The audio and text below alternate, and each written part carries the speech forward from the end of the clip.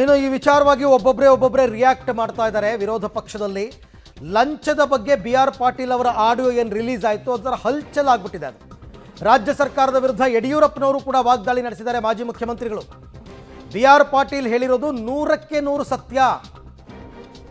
ಏನೇ ಆಗಬೇಕಾದರೂ ಹಣ ಕೊಟ್ಟು ಪಡೆಯುವ ಸ್ಥಿತಿ ಸರ್ಕಾರದಲ್ಲಿದೆ.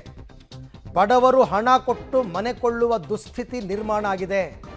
ಇದನ್ನೇ BR ಪಾಟೀಲ್ ಅವರು ಹೇಳಿದ್ದಾರೆ ಅಂತಂದ್ಬಿಟ್ಟು ಮಾಜಿ ಮುಖ್ಯಮಂತ್ರಿಗಳು ಕೂಡ ಈ ಬಗ್ಗೆ ಮಾತನಾಡಿದ್ದಾರೆ. ಸರ್ಕಾರ ಈಗಲಾದರೂ ತಪ್ಪನ್ನು ಒಪ್ಪಿಕೊಂಡು ಸರಿಪಡಿಸಿಕೊಳ್ಳಿ ಹೀಗಂತ ಯಡಿಯೂರಪ್ಪನವರು ಕಿಡಿಕಾರಿದ್ದಾರೆ ರಾಜ್ಯ ಸರ್ಕಾರದ ವಿರುದ್ಧ.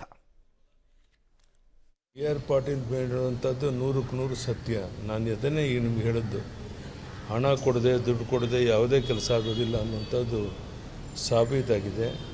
ಬಡವರ ಮನೆ ಬೇಕು ಅಂದರೂ ಸಹ ದುಡ್ಡು ಕೊಟ್ಟೆ ಮನೆ ತಗೊಳ್ಳುವಂಥ ದುಸ್ಥಿತಿ ಬಂದಿದೆ. ನಾನು ಹೇಳ್ತಾ ಇಲ್ಲ, ಸ್ವತಃ BR ಪಾಟೀಲ್ ಹೇಳಿದ್ದಾರೆ. ಅಂದಮೇಲೆ ಇದನ್ನಾದರೂ ಈಗಲಾದರೂ ಸರ್ಕಾರ ಒಪ್ಪಿಕೊಂಡು ತಪ್ಪನ್ನು ಸರಿಪಡಿಸ್ಕೊಂಡು ಬಡವರಿಗೆ ನ್ಯಾಯ ಒದಗಿಸ್ಕೊಳ್ಳುವಂಥ ಕೆಲಸ ಮಾಡಬೇಕು ಅಂತ ಒತ್ತಾಯ ಮಾಡ್ತಾರೆ.